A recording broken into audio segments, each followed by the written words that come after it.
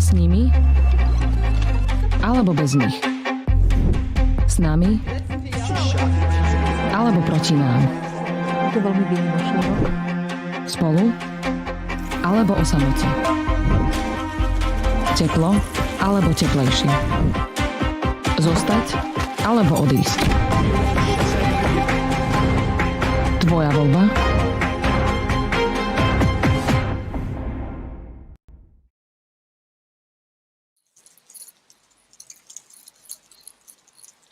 Dobrý deň prajem všetkým.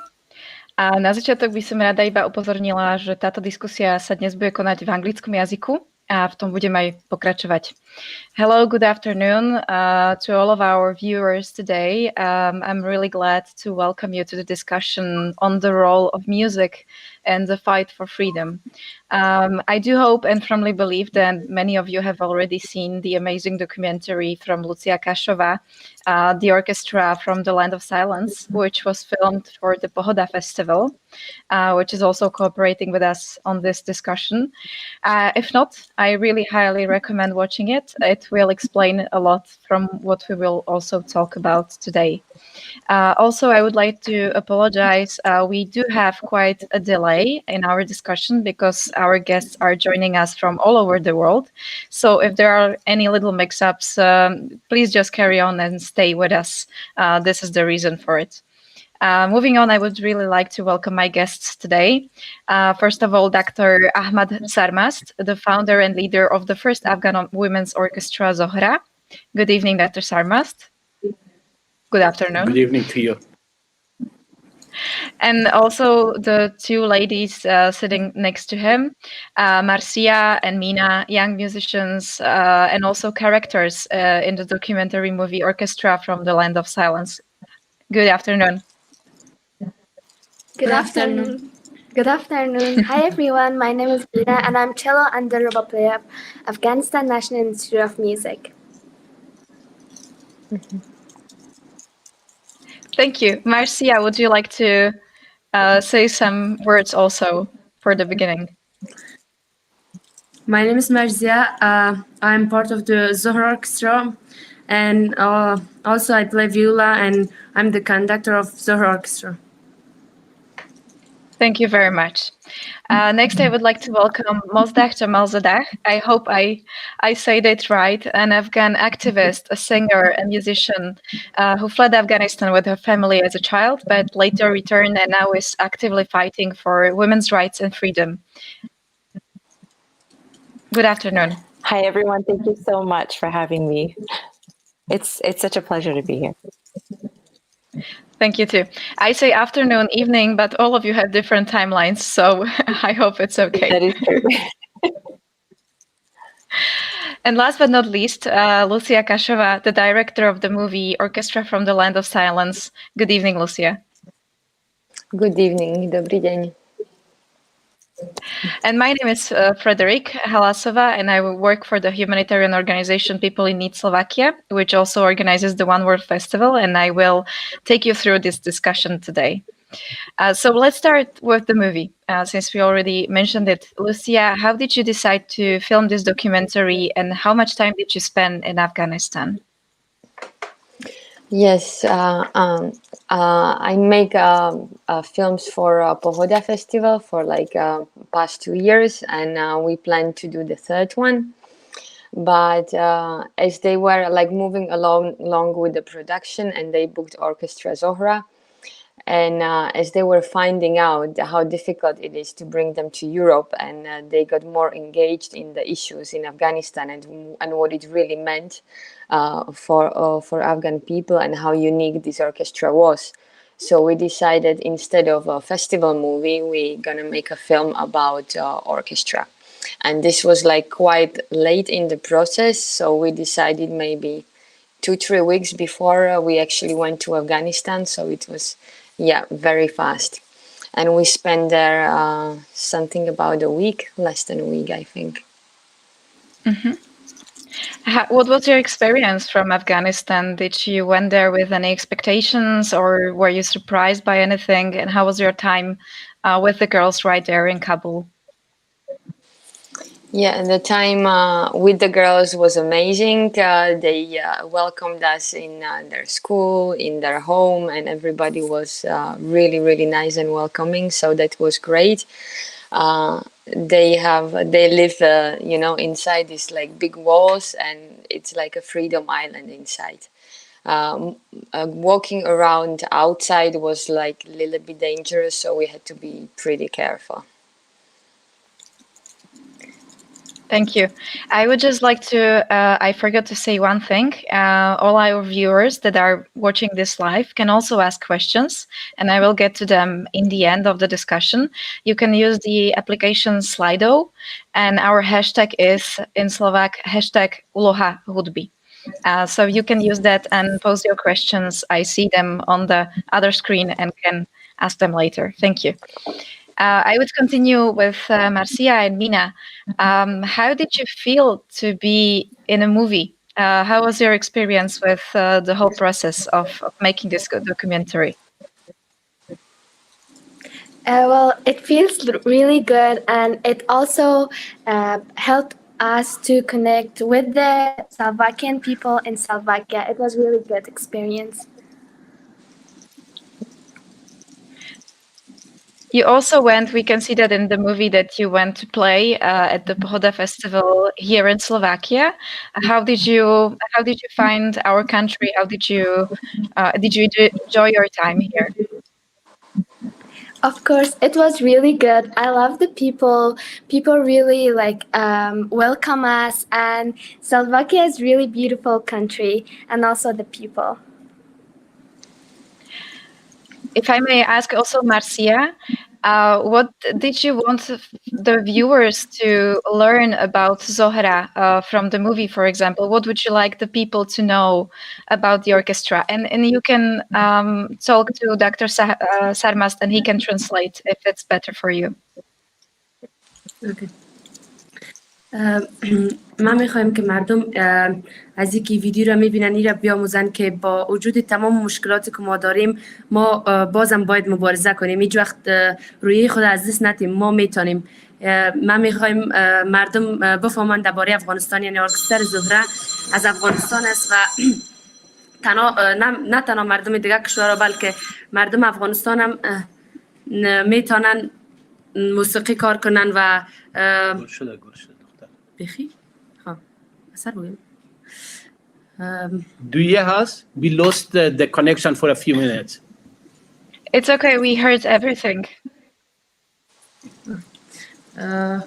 خب بفهمن که یعنی دخترای افغان هم میتونن یک کاری کنن و خوب توانایی از این دارن که موسیقی کار کنن. با وجود تمام مشکلاتی که دارن بازم میتونن مبارزه کنن.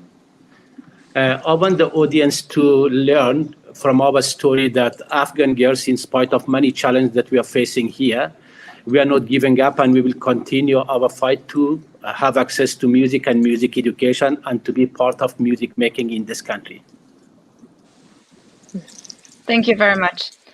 I think what we also see in the documentary and what all of you show with your work and your activities is that music or arts as in itself are a really powerful tool for fighting for freedom.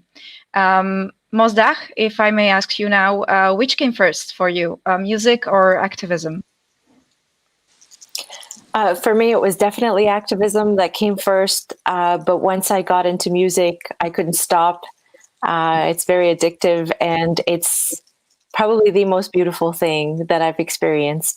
And just feeling privileged that, I could actually continue my activism through music, because music is so peaceful, it's universal, and it reaches everyone and everywhere. So it's a very, very powerful tool to be able to use to make a difference, or let your voice be heard. So it is very powerful, and I'm just very, very happy that I'm able to continue my activism through music. It was definitely activism that came first. Thank you. Dr. Sarmast, I think for you, music came first, if I'm not mistaken. I strongly believe in the soft power of music. When we are talking about activism and music, I strongly believe that two are complementing each other and they are inseparable. For us here in Afghanistan, while we are promoting music and music education, but at the same time, we are using the soft power of music to empower the young girls of Afghanistan, but generally to give an alternative to the people of Afghanistan, their fight against international terrorism. I strongly believe that the people of Afghanistan can succeed to have a peaceful country and to have and to keep their freedom when we give an alternative to the people of Afghanistan, an alternative to what the Taliban and the other radical forces are giving to their supporters. From our perspective, music and education are the strongest and the most powerful alternative that will enable the people of Afghanistan to move forward. Maybe to explain a little bit to our viewers, music was forbidden for years during the reign of Taliban in Afghanistan. Also, it was forbidden for girls and women to study. I would be very curious as to what is the situation right now, Dr. Sarmast. How is it these days? You probably gathered information from the media that right now the government of Afghanistan and the Taliban are involved in a peace talks in the Qatar, in Doha, the capital of Qatar.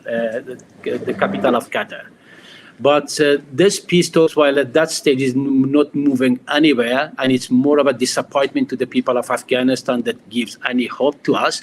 But on the other end, it also raises the concern among the ordinary people of Afghanistan that maybe the peace talks will open the paths for the Taliban to come and to join the government. And by the arrival of the Taliban, the people of Afghanistan might face once again the same draconian policies and restrictions that was imposed on the people, including silencing the entire nation, depriving the entire nation from their musical identity, and also depriving the entire nation from their musical rights. That concern is currently there, but we strongly believe in the wisdom of the Afghan people and the changes that has been brought up in Afghanistan. The Afghanistan of 2020 is not the Afghanistan of 1996. The youths of Afghanistan of 2020, they are not the youths of 1996. The country entirely changed. The people of Afghanistan are much more open-minded and having access to the social media and to the international community, which is enormous, which plays a significant role in enlightening the people of Afghanistan and also educating the people of Afghanistan about their rights. And therefore, while we are concerned, or generally there's a concern within the community that the Taliban might join, and the women of Afghanistan as well, as generally the people of Afghanistan might be facing the same restriction and silence. But we strongly believe that the situation is changed, and the youth of Afghanistan will not going to sacrifice their freedom, and also to let anyone to return the wheel of history backward. Thank you very much. I very much hope so also. Lucia, you said that when you were filming the documentary, the goal changed a little bit, the process changed. What do you see as the main message of your movie? Well, I think girls, especially Marcia, summed it up pretty well. I mean, as a documentary maker, you can just wish for like such a strong messages that work so much, and like people can feel them. So I hope like my film showed the reality of the orchestra in Afghanistan, and when they're traveling abroad, and what they're doing is really life-changing for the country. And for the maybe to shift the knowledge of people. Thank you. Dr. Sarmast, you said in one of your interviews that music is also a tool for fighting against poverty and fundamental changes in society, as you also described now. I would be very curious, girls, what does music mean for you personally? Any of you can start. I lost you for a few seconds. I did not get the question. Would you please repeat the question? Of course. I was asking the girls, what does music mean for them personally? موسیقی بر شما و زندگی شخصیتان چه جای داره؟ موسیقی بخشی از زندگی، یعنی آل فعلا که ما موسیقی کار میکنیم بخشی از زندگی ما شده. یعنی ما فکر میکنیم اگر موسیقی از ما گرفته شود، فکر میکنیم بخشی از زندگی ما گرفته میشه. موسیقی به معنای زندگی فعلا به ما، و ما موسیقی را دوست داریم. خب قسمی که گفتم موسیقی بخش از زندگی ما شده و به ما روحیه میده. وقتی که ما موسیقی کار میکنیم فکر خود آرام میکنیم و توسط موسیقی خود یعنی دخترای دیگر هم تشویق میکنیم تا بیاین موسیقی کار کنن و فکر مردم تغییر میدیم توسط موسیقی خود. ای و ما یک موسیقی خلاصه در مجموع موسیقی یعنی زندگی. و به مردم بفهمانیم که موسیقی چیز بد نیست، موسیقی را باید درک کنیم. Marzia is of the opinion that music is part of her life. And music is for her a tool for delivering her messages. Music is also, according to Marzia, a mean that they can deliver their messages to the community and also to stand for their rights. Music, in other words, Marzia says that empowers us to stand for our grounds and to stand for our rights. In other words, music is a life.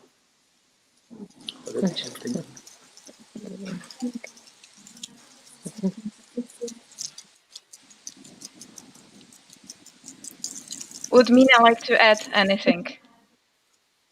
Music, you can speak English. Well, music means life for all of us, and we can connect each world, each country with music. Thank you very much. Mozdach, you also use music, but you used also other means. You even have your own show in Afghanistan for more than 2 years, which resembled a little the Oprah show from the US. How would you describe those years during which you were filming this show in Afghanistan? What were maybe the most memorable parts of that era for you? Well, Frederick, before I answer your question about my show in particular, I wanted to just point out what Lucia did is so important for her to bring awareness on an international level and to different parts of the world about what's going on in Afghanistan, about what Dr. Sarmast is doing, and about what these amazing girls are doing. And I just want to say that Dr. Sarmast is a national hero. He's taking a huge risk, and he's always done so throughout building of this orchestra and this music school. And these girls, I'm completely, it's an absolute honor to be just in their presence and everything that they're doing in Afghanistan. They're really heroes. And I really think that there is, music is the way to peace. And they're using music, for activism and to speak out and to fight against injustice. And there are true heroes. So I just wanted to point that out before I go ahead and answer. And I just want to thank them from the bottom of my heart and, on behalf of Afghan people for what they do. It's a great risk that they're taking, being inside Afghanistan and doing this. So regarding my TV show, it was... I actually decided to do something for Afghan women when I was watching the news here and watching what was going on and what the Taliban were doing and all of the oppression and struggles that the entire nation, but specifically women were facing and girls were facing in Afghanistan, where they were no longer were allowed to attend school. They were no longer allowed to be a part of society in general. They had their basic human rights stripped from them. And this broke my heart. And I saw myself as one of those girls. I said, what if I was there at that time? And here I am, very fortunate to be in a country like Canada where there are opportunities and even equality. And I never thought of myself differently than my brothers or my male counterparts. And so I thought, how unfair for millions of women and girls to be suppressed and not be able to have the freedoms and the opportunities that I have here. And what can I do to give back? And, this was a reminder from my parents as well. Every day they were reminding me how lucky I was and that I should take the opportunities given to me here to give back to the country that I left behind. And so that became my ultimate goal. And I was a shy, introverted girl who didn't know about music. I didn't even know how to tune a radio until I was in the 8th grade. And so I decided, it wasn't actually my decision, but my father brought this to my attention and said the media is the most powerful tool that you can use to send a message, like Marzia said, like Dr. Sarmas is doing. They're using music to send a message and bring a change, a positive, powerful change. And so when I realized that, I had to put aside my shyness and just really come out of my comfort zone and really do this. And I decided music was going to be the way for me to do something for the women of Afghanistan. And that's when the show started, because through my music, they had, heard about me, and One TV at that time was just launching, and they said, would you like to host a show? And at that time, it was supposed to be Afghanistan's Got Talent, but my mom, she went and spoke with them and said, I'd rather have my daughter host something that is meaningful, that has a message that makes a difference. And so we decided to present the concept of the Oprah show, because we were both obsessed with the Oprah show. And they watched clips of the Oprah show. They fell in love with it. The producers, directors, everyone was on board. They put Afghanistan's Got Talent to the side, and they decided to do this, where we discuss taboo subjects and discussions on, child abuse, domestic violence. And at the same time, we brought in music, and we had a live band with us. And we just combined everything, and it was a family show. And there were, the ages ranged from toddlers to grandparents who were coming to the show and watching from home. And so we decided to use that, and we had our very own Dr. Phil as well. He was this young gentleman who had been educated in the U.S. So it's and then we used skits, because in Afghanistan, you're not able to bring people with real problems to discuss their real problems on television. So we had to create skits using actors. And so they would, our Dr. Phil, Zaman Rajabi, he would kind of discuss, there was a skit, and then he would discuss the negative sides and negative impact of, for example, child abuse. And then we would show how it should be done, and then he would discuss the benefits and, the benefits even later on for that child, if you just talk to them instead of hitting them. So there were all these things that we were able to do in Afghanistan. It went really well, and people were very involved, and they really loved it. And some I remember some women came to me and said that their husbands actually stopped beating their children, and that the show was really making a difference. And that was really huge for me. This is actually what I wanted to ask you. What were the reactions? You mentioned this woman, but what were the reactions of the public to this show? Wasn't it something unexpected, unprecedented in that era? Well, at that time, it wasn't really something that was, these taboo topics that we were discussing on television, in primetime television, were not even discussed within the households at that time. So it was very new, and many people loved it. But at the same time, we had the death threats coming in, and we had threats against the television station as well as against myself. But I love the fact that they were so progressive in their way of thinking. And I had to fight for some of the topics that I wanted to discuss, but eventually they gave in, such as topics such as divorce or domestic violence. These were very important things. Over 90% of children in Afghanistan are abused in some form, whether it's mentally, emotionally, physically.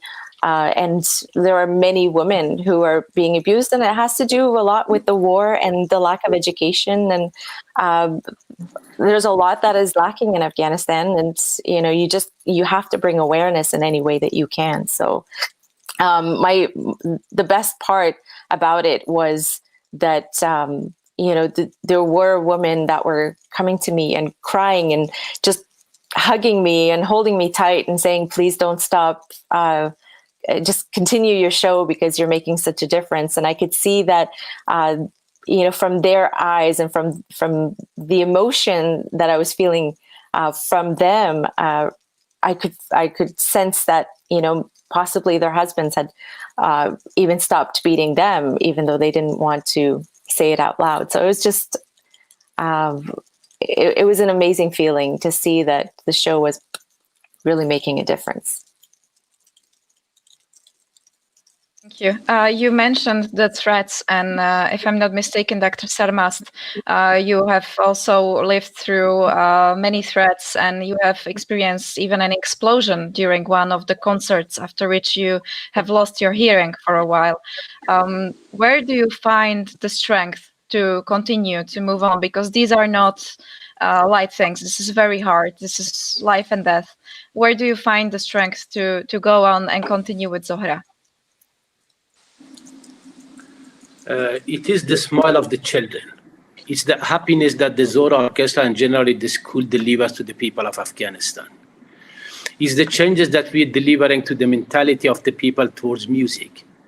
I remember back in 2010 and as a subsequent years, when we first began the Afghanistan National Institute of Music, whenever there was an activity carried out by our school, the reaction in the social media was extremely negative. And I remember back in 2010 when we established the school, there was only one girl enrolled. But thanks to the activities of the school and our commitment and the changes that we make in the community today, we've got around 1/3 of the school student body of girls. We have the all-women orchestra. Even 2010, in order to create an environment for the girls and also giving opportunity to the girls in music making, especially to playing an instrument, it was an issue, and many people did not want their kids to study music. And we went to the orphanages to recruit girls for music education, to send a positive message about the ability of the girls in music and how music can change and empowers a young girl in Afghanistan. But nowadays, today, we're not only having a huge number of students, or 1/3 of the school students are girls, but now middle classes, upper classes, everyone trying to enroll their girls and their boys into music education. So we're changing the situation here, we're changing the attitude, but also if I'm going to conclude my comments about what gives us the strength and the energy, it's the smile and the happiness that we're delivering, first of all, to the children of Afghanistan, but secondly, the happiness and the messages that we're delivering to the people of Afghanistan about the freedom through music and musical pieces that we are releasing free of charges and giving to all Afghan media to broadcast it. Thank you very much. Merci, Amina. I would like to ask you, how do your families perceive that you are educating yourselves in music? Are they supporting you? فامیل ما مرا حمایت نمیکنن، ولی تا جایی که من تونستم پدر خود راضی کنم، پدرم نه موافق است و نه مخالف. خلاصه 50-50. چیزی برام نمیگه، میگه هر کاری که دلت میشه امورا بکن، امرایت کار ندارم، ولی مرا تشویقم نمیکنن. من بازم امید خود از دست نمیتونم موسیقی را پیش میبرم، چون من با هیچ کس زندگی نمیکنم، من با خود زندگی میکنم و من باید آینده خود بسازم و آینده از این کشوره. I do not have the full support of my family, especially my father. He never prevents me from taking part in music making, but at the same time, is not also encouraging me. But it's my choice and it's my life, and I want to stay in music, and I want to change Afghanistan through music. Thank you. Mina? How is it with you? I do have. Yes, my family always support me, especially my mom. That is really lovely to hear. Mosdagh, if I'm not mistaken, and you also mentioned your mom, you have parents that are really, really strongly supporting you to do all that you do, even when you are getting threats, even when you are in dangerous situations. How is it that they are I think, quite different from the traditional Afghan parents, at least from what I've read or from what we talked. How do you explain this? Why are they so different in this? This is very interesting to me, and it gives a different perspective, or it gives me a different perspective when I see someone like Marzia, who is fighting to be able to continue her musical education. And at the same time, she's saying that, she lives for herself.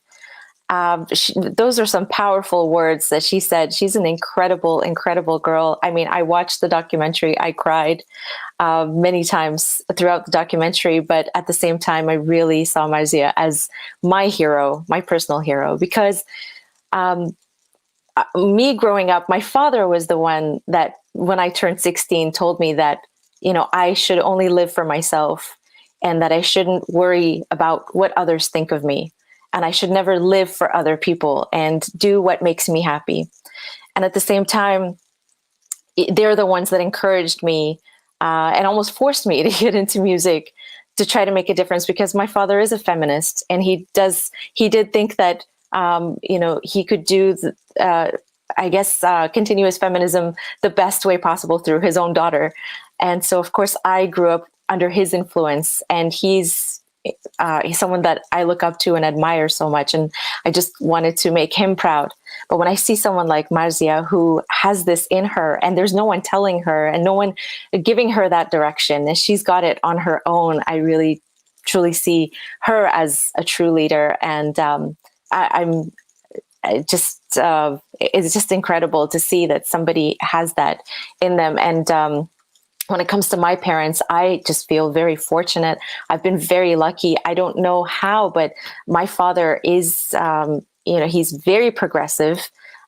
He didn't really focus too much on my brothers, but he focused a lot on me, and trying to instill that confidence and that strength, throughout my life, constantly giving me advice. And then, of course, my parents actually fully supporting my music career, financially, emotionally. There were times when I was crying and I was about to quit because I couldn't do it anymore, because people were being mean to me. I was one of the first females to, get back out there after years of war, and after the Taliban. And it was really hard for me to take the reaction of many people who were trolling and being very mean with their comments, and saying someone should put a bullet in her head. She's a disgrace to Afghanistan, and women aren't supposed to be doing this, and how dare she come out and dance and prance around on stage, and she should be killed for what she's doing. This really hurt me. And so I wanted to quit. And they would sit there and talk me through it. And they said, this is what they want. They want you to quit. As soon as they see a girl or a woman rising, the extremist mentalities, they try to restrict that, and they try to suppress and stop you from continuing. And so we're going to make sure that we give you the strength that you need to continue going on. So I don't know how I was able to be this fortunate, but at the same time, it gives me perspective when I see someone like Marzia really fighting to be able to continue her music. And I want to do more. It makes me want to do more. I must say I absolutely admire all of you. Either the girls in Zohra, Dr. Sarmast, or also you, Mozdach. I can't imagine going through something like that, receiving threats like that. And really what you are all doing is extremely important and amazing. And I would like to ask Lucia, since you are from a completely different context, but you also don't have a job that would be warm and in an office. How do your parents perceive what you are doing, and do they support you in it? Well, yes, of course. I think here in Slovakia, we tend to kind of close ourselves in the little shell and think like how bad it is here, and like things don't work. And but like if we get out of the shell and look at on a different parts of the world, like in Afghanistan, when the problems are 10 times bigger, and the people what they go through, I cannot imagine in my childhood to be dealing with such restrictions. I don't know how the girls do it, but I can't imagine it on my own. So I think the message is important, is extremely important even for people in Slovakia, to not get like too comfortable, and so they won't think like everything is collapsing on their head. There's people have it way worse in different parts of the world. And yes, my parents understand that. They understand the message that I'm trying to tell, and they support me. That's really great. You did touch one issue that I think is very important. In your opinion, why should people here in Slovakia care about what is happening in Afghanistan? Why should they watch the movie? Why should they listen to discussions? Why should they think about it, in your opinion, Lucia? Yeah, well, I think we are like one people. It doesn't matter like what nation, we come from, and what happened in Afghanistan, same thing can happen anywhere in the world. It can happen in Slovakia, it can happen in Germany, like some crazy people gonna overthrow the government because people give them trust. It is possible. It was possible in Afghanistan, it's possible here. So I think like people should really value human rights and freedom the most. And all of us have to be very careful what the politicians, what agendas are they pushing. If like the well-being of the nation and of the people is on the first place. Like for me, the human rights are like the most important document that is in the world, and all the policies like should be done according to this document. So it's important for us, it's important for everybody. Thank you very much. I couldn't agree more. Yes. May I add also here? For Lucia to take all the risk to come to Afghanistan and to tell the story of Zohra Orchestra or the job that we are doing here in Afghanistan, it also shows to the people around the world, especially to the European countries or to the Western countries, that people and the young generation should also begin appreciating through the story of Zohra Orchestra and how the children of Afghanistan are struggling to get their musical rights, including risking their life. So it shows also to the people in Slovakia that everything that they have there for granted, people are risking their life to have access to them. So it will enable the youth of Slovakia and the people of Slovakia to better appreciate the condition in which they are living and the opportunity that they have there. So that's important to note here. I also would like to compliment the parents of Mujda Jamalzada for supporting their girls in music and music education. The only point that I want to make here that the parents of Mujda Jamalzada, and we are the product of a different Afghanistan. When we grew up in Afghanistan, where girls were highly respected, where human rights were expected, and where men had high respect for the women and women's rights. So we are the product of a different time. And when we are talking about today's Afghanistan, we cannot blame the entire nation for the attitude of a narrow-minded, restricted group of people. It's the condition. The people of Afghanistan, the youth of Afghanistan, especially the families, they went through a very tough time. The very draconian policies towards women and women's rights and arts and culture. So it takes time to re-educate the people in Afghanistan and also to create those opportunities in which Mujda Jan's parents and how we grew up. So we are trying to bring in Afghanistan in which we grew up and to give the same opportunity to the kids who are currently growing here in Afghanistan. That is absolutely you, true, Dr. Dr. Sarmas. Thank you so much for pointing that out. I just wanted to say he is absolutely right. And I should have known that, because if my mom was sitting beside me right now, she would have answered exactly the way that Dr. Sarmas did, is that, Afghanistan, as you all know, was not like this before. And at one point, there was a lot of respect and a lot of freedoms given to women. And this is the generation that my parents grew up in.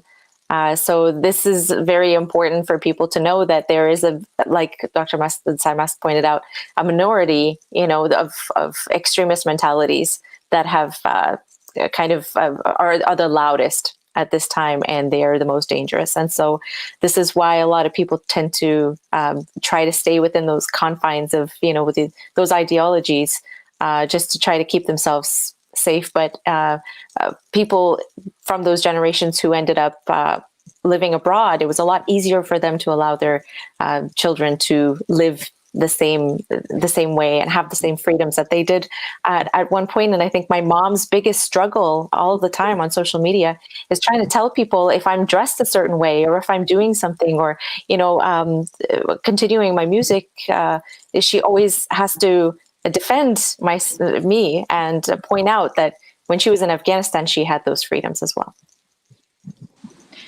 I think you all touched a very important point there, and I would like to follow up with a question. Why do you think it is that it's always women in the first line who are being restricted, who are being pushed to the back, pushed into the homes, out of the education, out of the social life? Any of you who would like to address this? I think it depends who we are when you are coming to the power here in Afghanistan. But women are women are half of the population of every single country. And therefore, their rights, their life, especially within the radical forces, within the extremism, within the people who have a very, very narrow interpretation of the holy Islam. Based on their narrow interpretation and ignorance, they are putting women in full front of their policies and the politics, while in reality, it's not the policies of the people of Afghanistan.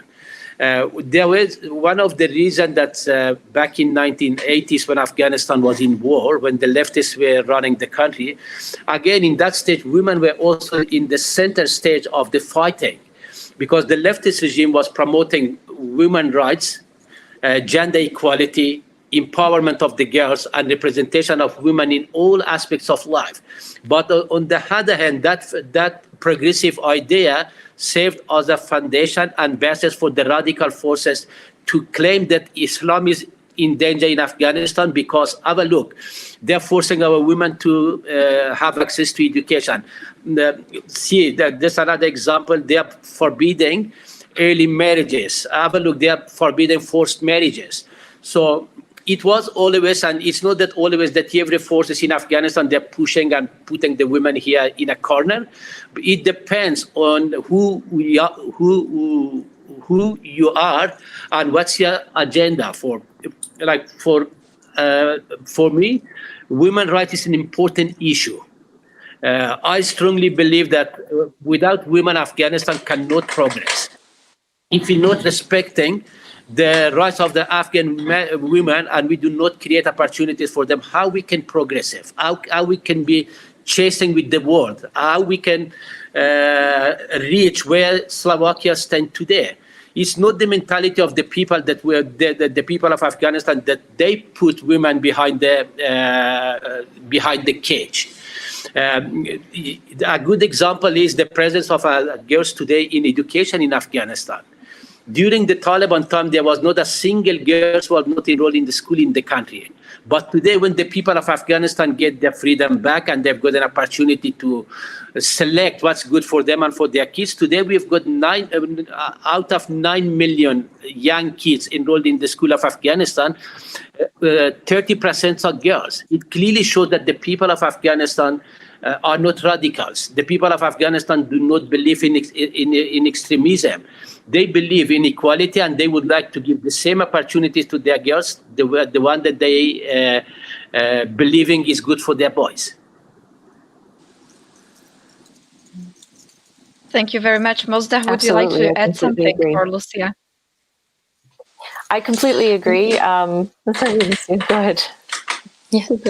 Yeah, I just wanted to say that like this like small group of narrow-minded people, I think they are in every country and they are fighting, to get support. Yes. And if it happens, it can get very, very dangerous, and it can bring the Middle Ages back. Yeah, and that's the thing would happen in Afghanistan. So I think that's why the message of the film is so important, because we have to be aware, even in Europe, even in Slovakia, we have this small group of extremists that are promoting crazy ideas, but that's not the majority of the people, and that's important to understand.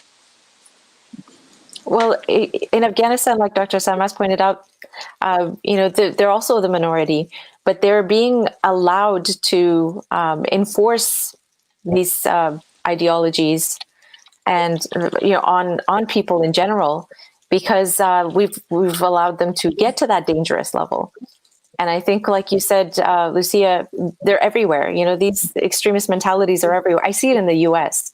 They're our neighbors, and the things that go on there, and the suppression and the oppression, like the things that women are going through right now. They're trying to get rid of abortion, and like in some states, and I can't believe that's happening right here in North America. So it's like that everywhere. If you give them power, they will. And like Dr. Sarmas pointed out, it's for their own gain. Like if there are certain groups of men who, if it doesn't benefit them in a way, like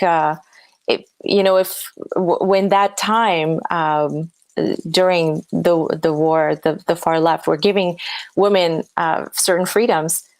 Some of these men were afraid that they wouldn't be able to marry a girl who's 12 years old, because this is going to be not acceptable any longer. And so they're looking at their own benefits, and they're seeing what their losses are going to be.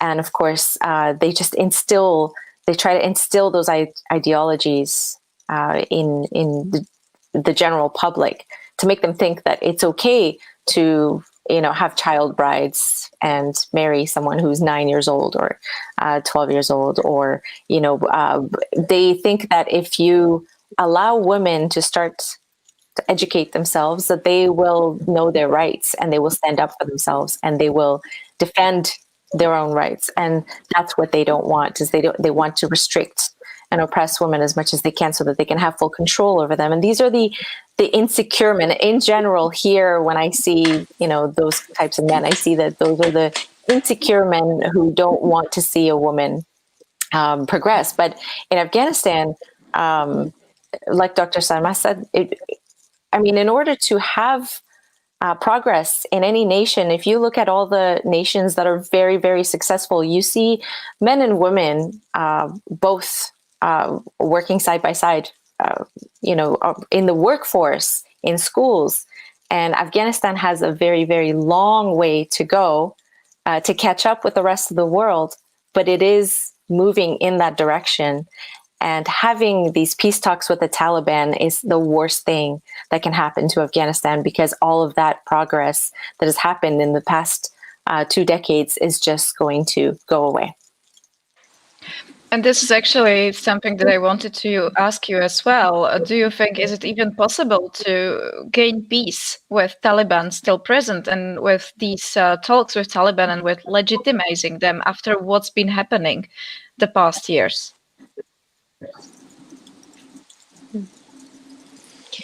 Well, maybe I can answer just from my perspective is that I feel kind of connection because we went through communism in Slovakia, so we have a little experience of like how it works when like small group of people is restricting everybody else. But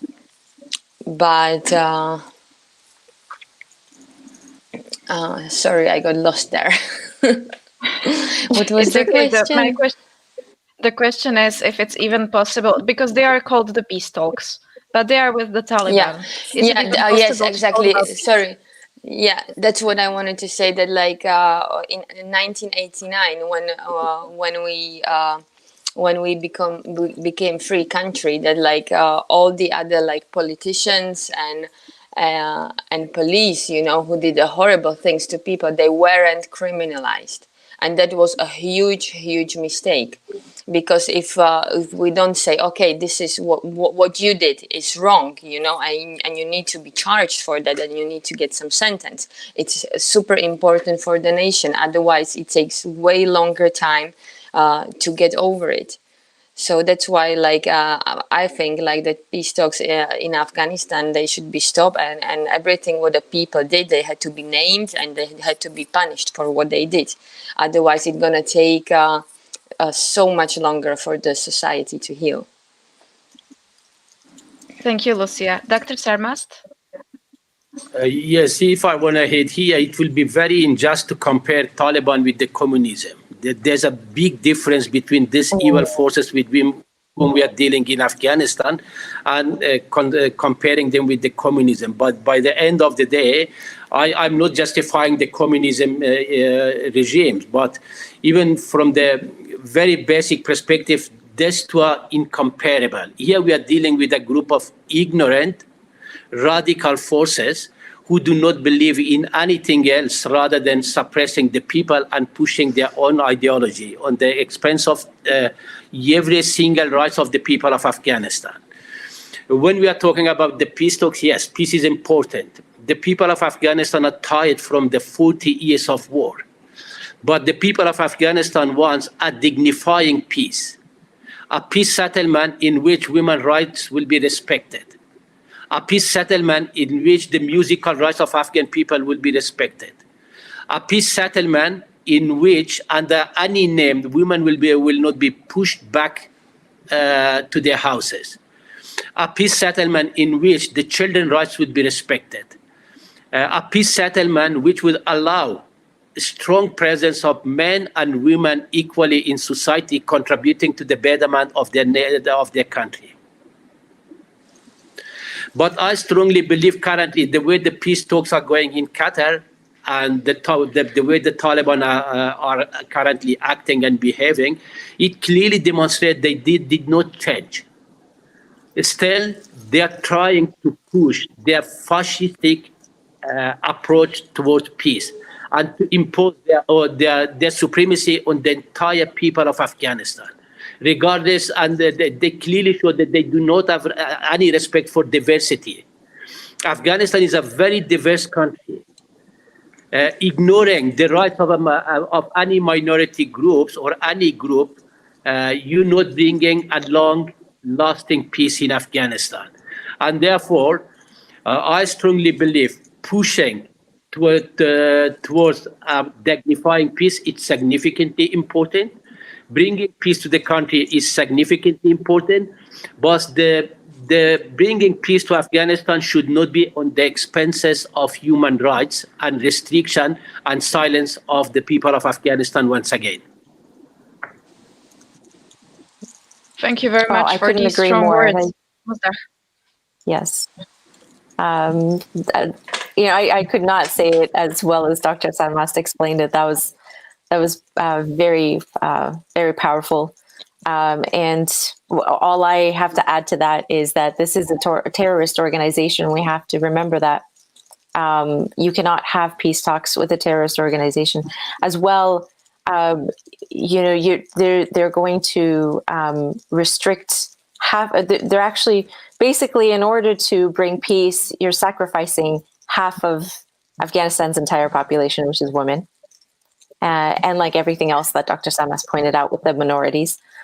and it's just going to be a terrible thing. And I think that the international community should intervene and should stop this from happening, because I think during his time, President Trump just wanted to, start these peace talks, and some of the Afghan members in parliament decided to continue this again for their own gain, for their own benefits, and this is going to be a big sacrifice for all of the progress that has taken place in Afghanistan the past 20 years, with the international community working so hard to build a better Afghanistan and work towards something better for that country.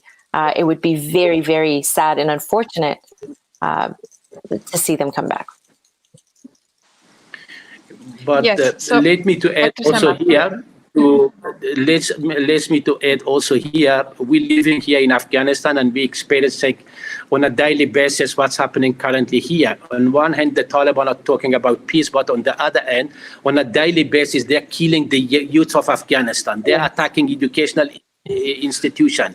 Recently, they attacked Kabul University, which is a crime against humanity. I strongly condemn that inhuman, barbaric act, going to classroom, to university, killing innocent boys and girls without, regardless of who they are. It is a crime against humanity. It clearly shows that how much the Taliban are scared and fearful of the youth of Afghanistan. How much they know the youth of Afghanistan are the force who's going to stop them to coming back into power.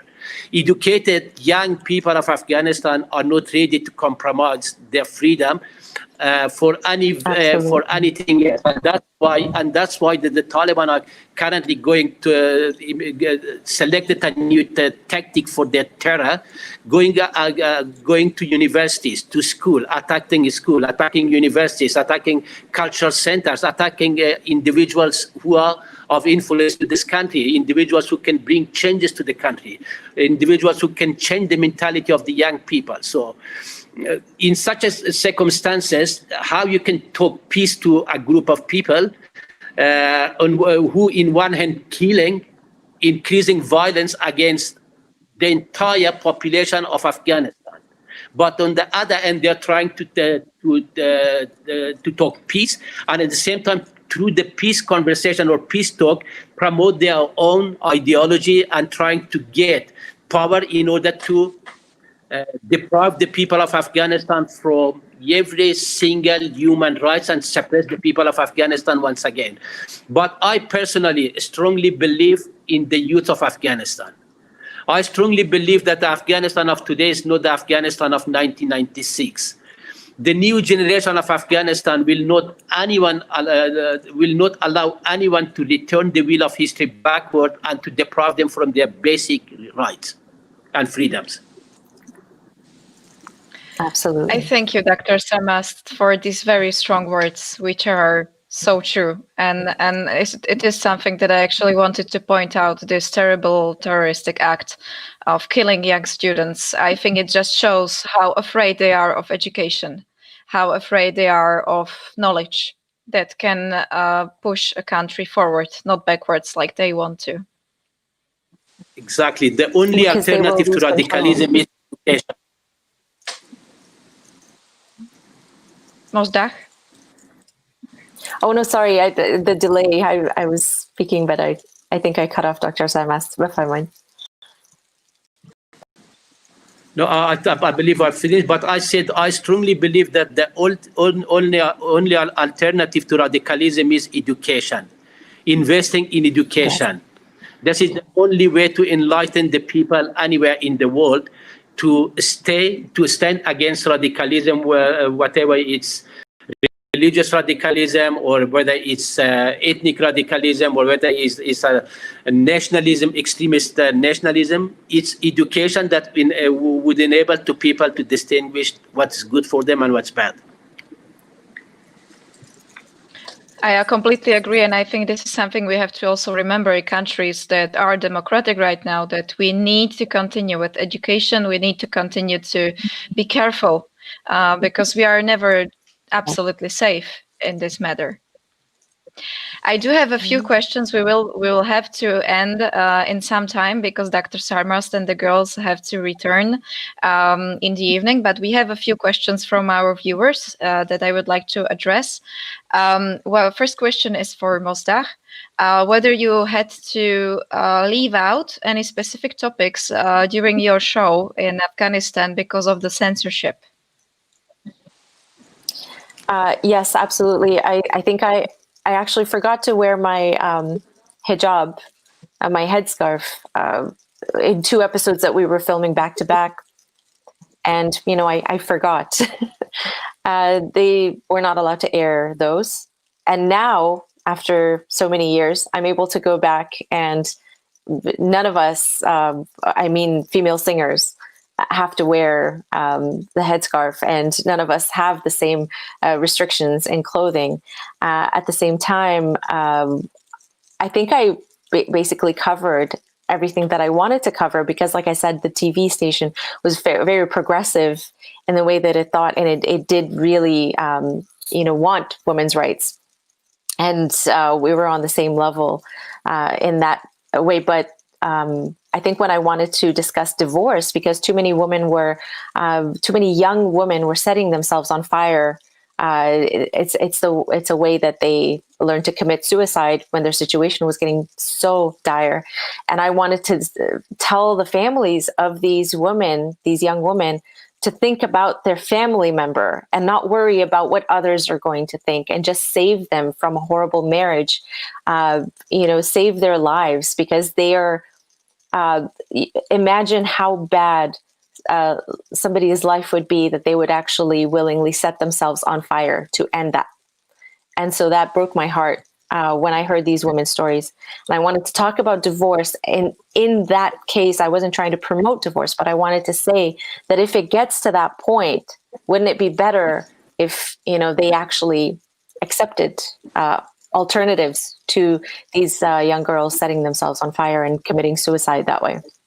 And that was pretty much the end of my show, because the TV station was against this topic. My own family members said, I'm pushing it, I shouldn't do it. And when I finally did it, I got my way every single time, but this was the last one, because they forced me out and they stopped the show. Thank you. We do have one, not question, but I think a note for Mozdach. Salam, you are true heroes. Keep doing your great job and stay safe, all of you. I used to work with Afghan refugees in Slovakia, and the girls loved Mozdach and were so proud of her. So even That's the girls sweet. here in Slovakia. That's knew your amazing. work. Thank you. Thank you so much for those sweet, kind words. We also have a request for the girls if they could play something for us, but I already asked that Dr. Sarmast in the beginning. Sadly, they can't get to their instruments right now because they are locked in the school, but otherwise they would play. But I really recommend watching the documentary where you can also see the girls play and listen to their music. Maybe one last question. They do.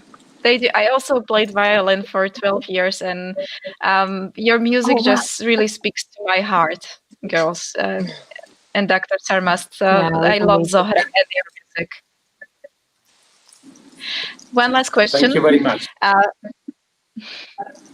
For Lucia, what was going through your head at the precise moment when you decided to change the topic of your documentary? Lucia. Well, that's a difficult one. I don't know what was going through my head. I think when I came to Afghanistan and I met the girls and learned about the message that they're promoting, I think I was completely stunned by it. And Marcia was the perfect protagonist who just filled up, all the boxes. And she really takes this message forward as a personal. So I think that was the most important, and that's the message of the film as well. I mean, things would happen that we couldn't plan, and we just been there. That's the beauty of documentary. That sometimes things happen and you don't expect them at all, and you can't prepare, and it just depends what you do on the spot. So yeah, we just dealt with it on the spot, and I think in the film we got the main message of the orchestra through. And I would like to thank so much, yeah, to Dr. Ahmad and to girls and to Marcia, because we made her life difficult for a few days because with the crew and the filming it was exhausting. But thank you so much to open your homes and your school to us. Without you there would be no film. So thank you so much. I just want to add here one more word about Marzia, that since the Slovakia tour, there's been a lot of changes in Marzia's position in the school. And now she's conducting the Zora Orchestra, and she had a big public debut last December here in Kabul, which was very well received. So maybe next tour to Slovakia will be Marzia will be conducting the Zora Orchestra. I think that is amazing. Congratulations. And we all really hope that the pandemic will ease up and we will be able to see you once again during the Pohoda Festival here in Slovakia. That would be amazing. Yes. Thank you very much. We're going to make it once again there. Thank you very much. I would like to end this discussion with a little bit of hope. And I would like to ask all of you if you could tell me what gives you hope. Dr. Sarmast. The youth of Afghanistan. Yeah, Mina. My friends. What is it? Your friends? Yes.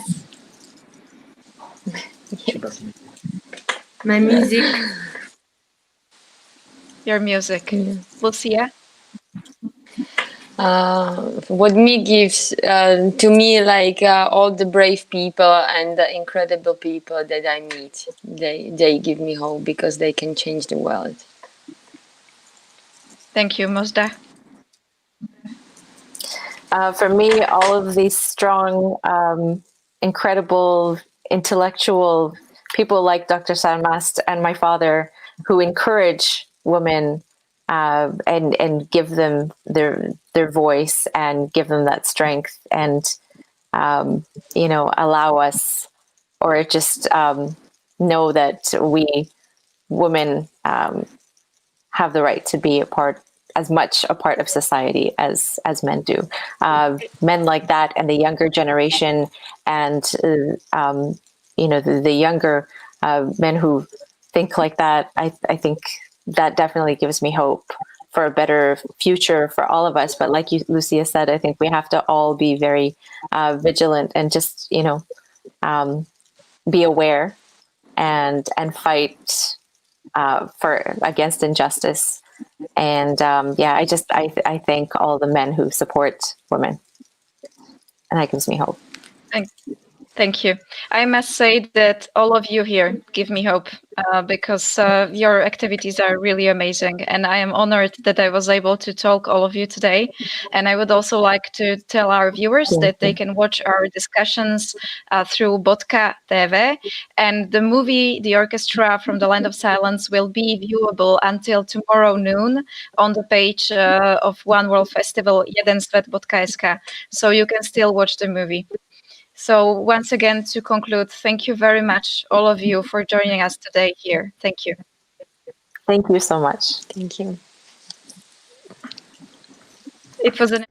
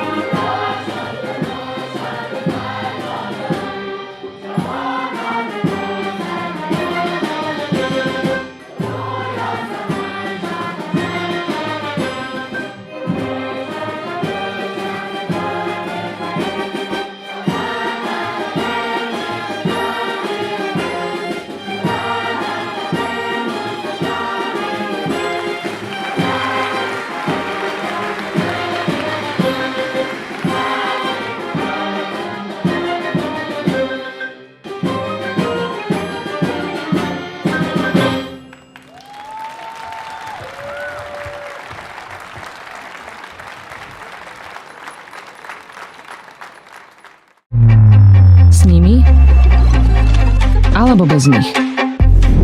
S nami alebo proti nám.